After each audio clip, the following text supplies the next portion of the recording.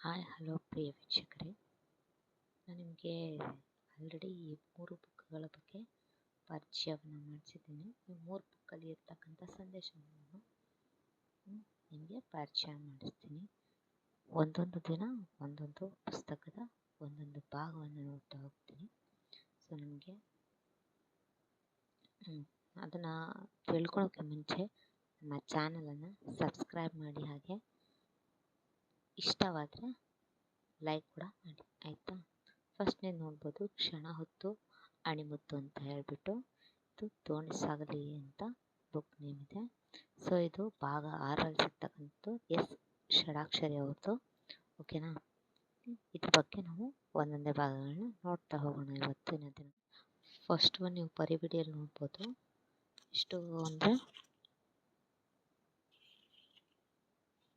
75 ಅಧ್ಯಾಯಗಳನ್ನ ಇಲ್ಲಿ ನೋಡ್ತಾ ಹೋಗ್ತೀವಿ ಪರಿಬಿಡಿಯಲ್ಲಿ. ಇವತ್ತಿನ ದಿನ ಎಲ್ಲಿದೆ ಸ್ವರ್ಗ ಎಲ್ಲಿದೆ ನರಕ ಅನ್ನೋದ್ರ ಬಗ್ಗೆ ನೋಡೋಣ. ಮುಂದಿನ ಎಲ್ಲ ಅಂಶಗಳ ಬಗ್ಗೆ ನಿಮಗೆ ಮಾಹಿತಿ ಬೇಕು ಅಂತ ನನ್ನ ವಿಡಿಯೋಗಳನ್ನ ನೋಡ್ತಾ ಇರಿ. ಸೊ ನಿಮಗೆ ಅದ್ರ ಬಗ್ಗೆ ಇನ್ಫಾರ್ಮೇಷನ್ ಸಿಗ್ತಾ ಹೋಗುತ್ತೆ. ಹಲೋ ಪ್ರಿಯ ವೀಕ್ಷಕರೇ, ಕ್ಷಣ ಹೊತ್ತು ಆಣಿಮುತ್ತು ಇದರಲ್ಲಿ ಬರ್ತಕ್ಕಂಥ ಮೊದಲನೇ ಅಧ್ಯಾಯದ ಬಗ್ಗೆ ನೋಡೋಣ. ಈ ಅಧ್ಯಾಯದ ಬಗ್ಗೆ ಮಾಹಿತಿಯನ್ನು ತಿಳಿಯುವ ಮುಂಚೆ ನಮ್ಮ ಚಾನಲನ್ನು ಸಬ್ಸ್ಕ್ರೈಬ್ ಮಾಡಿ, ಹಾಗೆ ಸಪೋರ್ಟ್ ಮಾಡಿ, ಲೈಕ್ ಮಾಡಿ. ಸಬ್ಸ್ಕ್ರೈಬ್ ಮಾಡಿ ಹಾಗೆ ಲೈಕ್ ಮಾಡಿ. ಎಲ್ಲಿದೆ ಸ್ವರ್ಗ ಮತ್ತು ಎಲ್ಲಿದೆ ನರಕ ಅನ್ನೋದ್ರ ಬಗ್ಗೆ ಇಂಟ್ರೆಸ್ಟಿಂಗ್ ಒಂದು ಸ್ಟೋರಿ ಕೂಡ ಇದೆ, ಇದರಲ್ಲಿ ನೋಡ್ತಾ ಬರೋಣ.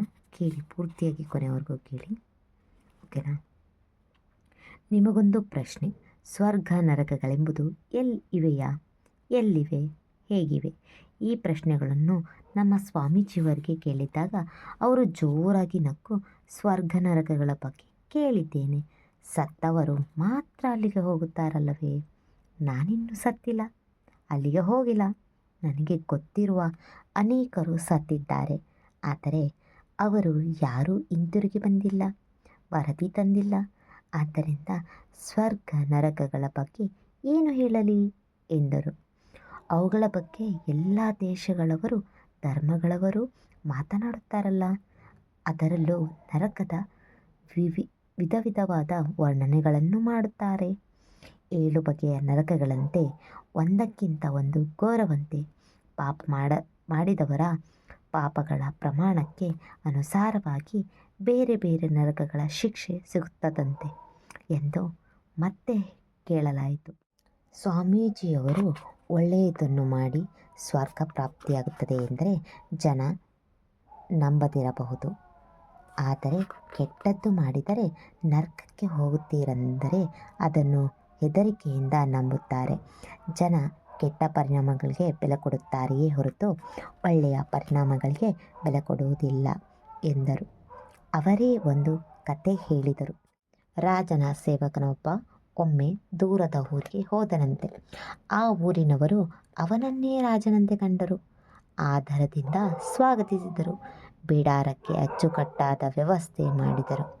ಮಲಗುವುದಕ್ಕೆ ಮುಂಚೆ ಅವರೆಲ್ಲ, ನಿಮಗೇನಾದರೂ ಬೇಕಾದರೆ ನಮ್ಮನ್ನು ಕರೆಯಿರಿ, ನಾವು ನಿಮ್ಮ ಸೇವೆಗೆ ಸಿದ್ಧ ಎಂದು ಆಶ್ವಾಸನೆ ನೀಡಿದರು. ಅವರು ತೋರಿದ ಆಧಾರಾತಿಥ್ಯಗಳಿಗೆ ಸೇವಕ ಉಬ್ಬಿ ಹೋದ. ಮಧ್ಯರಾತ್ರಿಯವರೆಗೆ ನಿದ್ದೆಯೇ ಬರಲಿಲ್ಲ. ಬಾಯಾರಿಕೆ ಎನಿಸಿತು. ನೀರು ನೀರು ಎಂದು ಕೂಗಿದ. ಜನ ಗಾಢ ನಿದ್ದೆಯಲ್ಲಿದ್ದರು. ಇವನ ಕೂಗು ಅವರಿಗೆ ಕೇಳಿಸಲಿಲ್ಲ. 4 ಬಾರಿ ನೀರು ಎಂದು ಕೂಗಿದಾಗಲೂ ಯಾರೂ ಬರಲಿಲ್ಲ. ಸೇವನಿಗೆ ಸಿಟ್ಟು ಬಂತು. ನೀರು ನೀರು ಎಂದು ಗಟ್ಟಿಯಾಗಿ ಕಿರುಚಿದ್ದರೂ ಯಾರೂ ಎದ್ದು ಬರಲಿಲ್ಲ. ಆತ ಸ್ವಲ್ಪ ಯೋಚಿಸಿ, ಬೆಂಕಿ ಬೆಂಕಿ ಎಂದು ಜೋರಾಗಿ ಕಿರುಚಿದ. ಎಲ್ಲರೂ ದಡಬಡಿಸಿ ಎದ್ದು ತಮ್ಮ ಕೈಗೆ ಸಿಕ್ಕ ಚೆಂಬು, ಬಿಂದಿಗೆ, ಬಕೆಟುಗಳಲ್ಲಿ ನೀರು ತುಂಬಿಕೊಂಡು ಬೆಂಕಿ ಆರಿಸಲು ಓಡಿ ಬಂದರು. ಎಲ್ಲರ ಕೈಯಲ್ಲೂ ನೀರು ತುಂಬಿದ ಪಾತ್ರೆಗಳು, ಆದರೆ ಬೆಂಕಿ ಕಾಣಿಸಲಿಲ್ಲ. ಅವರು ಎಲ್ಲಿದೆ ಬೆಂಕಿ ಎಂದು ಕೇಳಿದರು. ಸೇವಕ ಶಾಂತವಾಗಿ, ಇಲ್ಲಿದೆ ಬೆಂಕಿ ಎಂದು ತನ್ನ ಗಂಟಲನ್ನು ತೋರಿಸಿ, ಇದನ್ನು ನಂದಿಸಲು ಒಂದು ಚೆಂಬು ನೀರು ಸಾಕು, ಉಳಿದವರು ಹಿಂತಿರುಗಿ ಹೋಗಬಹುದು ಎಂದ. ಎಲ್ಲರೂ ನಿದ್ದೆ ಕೆಟ್ಟಿದ್ದಕ್ಕಾಗಿ ಮನಸ್ಸಿನಲ್ಲೇ ಬೈದುಕೊಳ್ಳುತ್ತಾ ಹಿಂತಿರುಗಿ ಹೋದರು. ಸ್ವಾಮೀಜಿಯವರು ನೀರು ನೀರು ಎಂದಾಗ ಯಾರೂ ಬರಲಿಲ್ಲ. ಬೆಂಕಿ ಬೆಂಕಿ ಎಂದಾಗ ಊರೇ ಓಡಿ ಬಂತು. ಹಾಗೆಯೇ ಒಳ್ಳೆಯದನ್ನು ಮಾಡಿ ಸ್ವರ್ಗಕ್ಕೆ ಹೋಗುತ್ತೀರೆಂದರೆ ಜನ ಸುಮ್ಮನಿರಬಹುದು. ಆದರೆ ಕೆಟ್ಟದ್ದನ್ನು ಮಾಡಿದರೆ ನರಕಕ್ಕೆ ಹೋಗುತ್ತೀರಿ ಎಂದರೆ ಹೆದರುತ್ತಾರೆ. ಅಷ್ಟರ ಮಟ್ಟಿಗೆ ಸ್ವರ್ಗ ನರಕಗಳು ಉಪಯೋಗಕಾರಿ ಎಂದರು. ನಾವು ಯಾರಾದರೂ ಬಾಯಾರಿಕೆ ಎಂದಾಗ ನೀರು ತಂದುಕೊಡುವ ಜನರೋ ಅಥವಾ ಬೆಂಕಿ ಬೆಂಕಿ ಎಂದಾಗ ಬೆದರಿ ನೀರು ತರುವ ಜನರೋ, ಸ್ವರ್ಗದಾಸೆಗೆ ಒಳ್ಳೆಯದನ್ನು ಮಾಡುವ ಜನರೋ ಅಥವಾ ನರಕಕ್ಕೆ ಹೆದರಿ ಕೆಟ್ಟದ್ದನ್ನು ಮಾಡುವ ಹಿಂಜರಿಯುವ ಜನರೋ